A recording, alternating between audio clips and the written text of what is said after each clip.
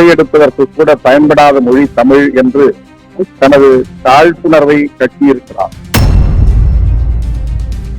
இதுதான் பாரதிய ஜனதா கட்சியை சார்ந்தவர்களின் மனநிலை. தமிழினமே அவரை பாராட்டுகிறது, வாழ்த்துகிறது. பாஜகவினர் அந்த வயிற்றிருக்களில் வாய்க்கு வந்ததை சிதப்பிக் கொண்டிருக்கிறார். என்ன வேணும் சொல்லுவாங்க?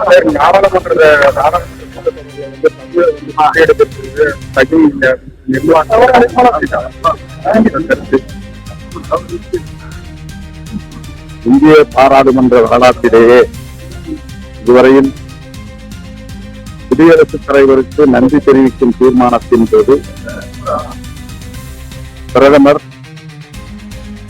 கவிதுரை ஆற்றாமல் அந்த தீர்மானம் நிறைவேற்றப்பட்டிருப்பது இதுதான் முதல் முறை. எதிர்கட்சிகளை, எதிர்கட்சி தலைவரை பேச விடாமல் தடுத்து பதற்றத்தை உருவாக்கி ஆளும் கட்சியினர் மட்டுமே கூடி அந்த தீர்மானத்தை நிறைவேற்றியிருக்கிறார். நாளுக்கு நாள் ஜனநாயகம் சிதைக்கப்பட்டு வருகிறது. ஜனநாயக படுகொலை அரங்கேற்றப்பட்டு வருகிறது.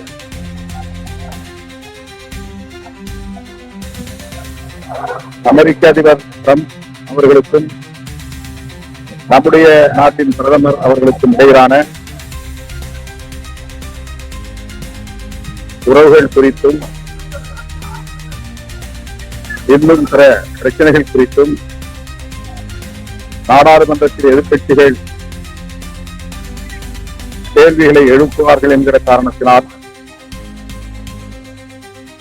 எதிர்க்கட்சியினரை பேச விடாமல் தடுக்கிற உத்தியை ஆளும் தரப்பை சார்ந்தவர்கள் கையாண்டார்கள். இப்போது பிரதமரே பதிலுரை ஆற்றாத நிலை ஏற்பட்டுள்ளது. இது நம்முடைய ஜனநாயகத்திற்கு நேர்ந்திருக்கிற மிகப்பெரிய தலைக்குடி. இதற்கு பிரதமர் பொறுப்பேற்க வேண்டும். அமைச்சர் நிர்மலா சீதாராமன் அவர்கள் நேர்த்துவல் காட்டுகிறோம் என்கிற பெயரால் ஒரு உரையை அவர் ஆற்றிய போது பிச்சை எடுப்பதற்கு கூட பயன்படாத மொழி தமிழ் என்று தனது தாழ்ப்புணர்வை கட்டியிருக்கிறார். இதுதான் பாரதிய ஜனதா கட்சியை சார்ந்தவர்களின் மனநிலை. தமிழுக்கும், தமிழ்நாட்டுக்கும், தமிழ் மக்களுக்கும் எதிரான ஒரு மனநிலையை கொண்டவர்கள் என்பதற்கு இதைவிட வேறு சான்று தேவையில்லை.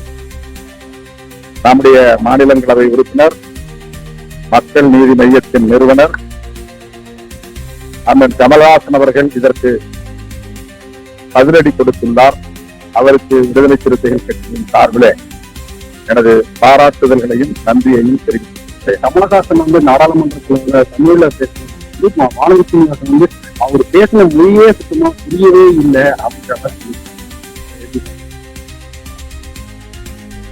தமிழினமே அவரை பாராட்டுகிறது, வாழ்த்துகிறது.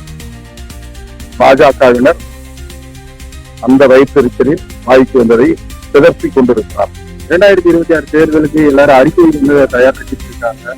விசிகா சார்பில் எப்போ அறிக்கை விரைவில் தேர்தல் அறிக்கை தயாரிப்பதற்கான குழு அமைக்கப்படும். உயர்நிலை குழு கூடி அதை முடிவு செய்யும். அதே போல தேர்தலுக்கான வாக்குச்சாவடி பணிக்குழுக்களை நியமித்தது, 2ஆம் நிலை வாக்குச்சாவடி முகவர்களை நியமித்தது போன்ற பணிகளையும் மேற்கொள்வதற்கு உரிய செயல் திட்டங்களை விரைவில் வரையறுப்போம்.